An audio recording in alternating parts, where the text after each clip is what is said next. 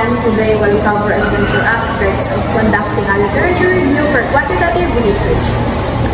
Titled, Relevant Literature Sources for Quantitative Research. Our learning objectives are to differentiate between primary and secondary sources and to select relevant literature for the right study. Primary sources contains first-hand evidence, such as raw experimental results or survey data from the original studies. Primary sources of data is used to support the findings of your study in Chapter 4. Our examples for primary sources are original publication of research, thesis, and dissertation. Spreadsheets with raw data are also one of them. You can also find some example by searching online. Secondary sources provide valuable context and background knowledge. Some examples of secondary sources are textbooks, magazine, newspaper, also encyclopedia. You can find the secondary information about dinosaurs and others in encyclopedia. Now let's tackle the question of why must secondary sources of data be included in your review for related literature. There are some purposes. It's giving credibility to your study. It's also providing a detailed overview of existing literature that you will use. We can also link the results of study to existing literature. I'll be giving you the guidelines in selecting literature. First, selecting relevant literature is guided by your Statement of the Problem, or SOP, and also the use of evidence prioritized current researcher, published both locally and internationally. A well-structured literature review is crucial for quantitative research by understanding primary and secondary sources, employing effective research strategies, and adhering to selection guidelines. You can build strong foundation for your study. Thank you. On lesson 2, we will discuss about citation. Citation is a formal reference to a source of information. It's giving credit to the author or creators of the ideas, facts, or data you're using in your work. The importance of citation is to give brightness to the author, support arguments, and organize literature sources. Contents that need citation. Theories and principles. General concepts explained in the background study. Next, ideas, hypotheses, and results of published research. Next, method is data collection and analysis techniques developed by the other people. And lastly, data sources, complementary data, figures, tables, and graphs. Types of and-text citation. We have parenthetical citation and narrative citation. Parenthetical citation are placed at the end of the sentence of the paragraph in the body text of the research paper. Narrative citation is the other way of inserting citation in the body text of the research paper, just like the slide on the screen. In APA stands for American Psychological Association, which developed a widely used writing and citation style known as APA style. This format is commonly used in the fields of social sciences, psychology, education, and health sciences to organize research papers and properly graded sources. In MLA, citations are concise and makes sense.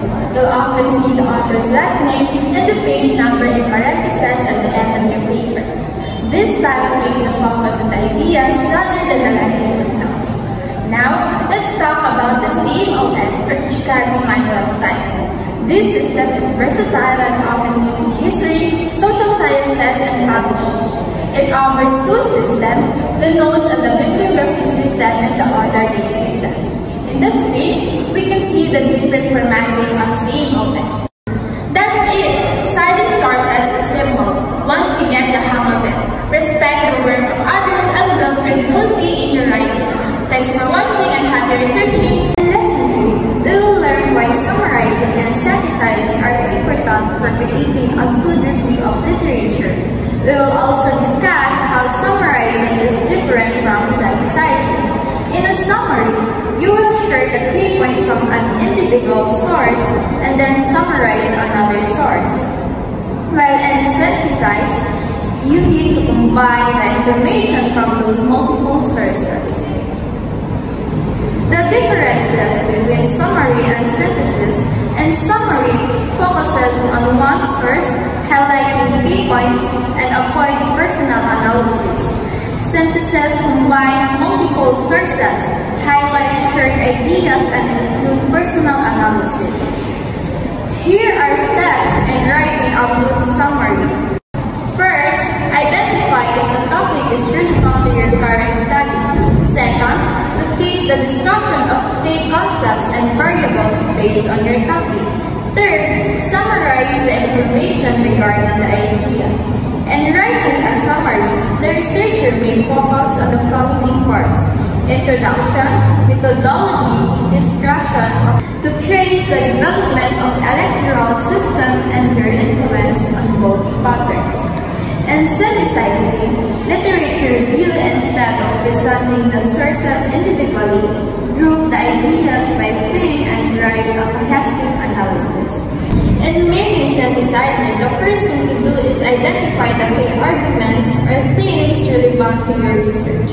Second, organize similar ideas from different sources under the same argument. Lastly, combine group ideas into a clear discussion, showing how the sources supports are different. Remember, a summary is a key part of synthesis. It should focus on the main ideas, arguments, or findings from your sources that are directly related to your research topic.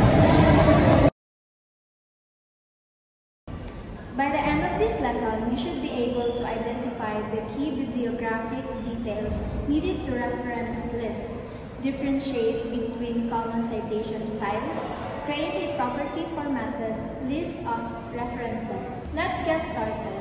First, let's define bibliography. A bibliography is a section in your research paper where you list all the sources you use to support your study. It's also known as references or works cited, depending on the citation style you use. Now, why is this important? It gives credit to the authors of the materials you use. It helps avoid plagiarism. It provides your readers with the details they need to find the sources themselves. It shows you've done your research and enhances the credibility of your work.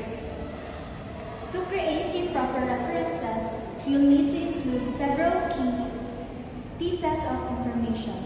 Number 1, title, the name of the book, journal, article, and web page. Number 2, authors, the persons or people who wrote the material. Number 3, editors. If it's book chapter, include the editor. Number 4, publication date, the year of full date of for website. Number 5, the name and location of the publishing company. Number 6, URL or DOI. For online resources, include the web link or DOI. These details ensure your references and complete and usable by anyone reviewing your work. Now, let's talk about citation styles. These are the rules we follow when formatting our references. Different fields use different styles. Here are the most common ones. Number 1, APA style, used in social sciences. The references list is labeled references. Example for a book. Next is we have the MLA, or the Modern Language Association. This MLA is commonly used in humanities like language, communication, and literature. In MLA format, the main difference lies in how the publication details are presented. Book requires a title in italics with the publisher and year. Journal articles include the article title in quotation marks, the journal title in italics, volume, issue, and page number. While the online sources needs the URL and sometimes an access date. They all share similarities. They list the author's name first, italize larger works, use quotation mark for smaller works, and follow a consistent punctuation style. Next is we have the CMOS, or commonly known as the Chicago Manual of Style. The CMOS is a citation style used in all different fields in humanities, social sciences, and natural sciences. And CMOS, the main differences depend on the source type. Book requires the title in italics with the publication city, publisher, and year. Journal articles include the article's title and quotation marks, just like the MLA. With the DOI and the page range. Also, the online sources need the web page title, in quotation marks, the website name in italics, publication date, and the URL. All formats include author's name first and emphasizes the proper punctuation and capitalization. Remember that these citation styles follow certain structure such as punctuations, formats, and even pronunciation.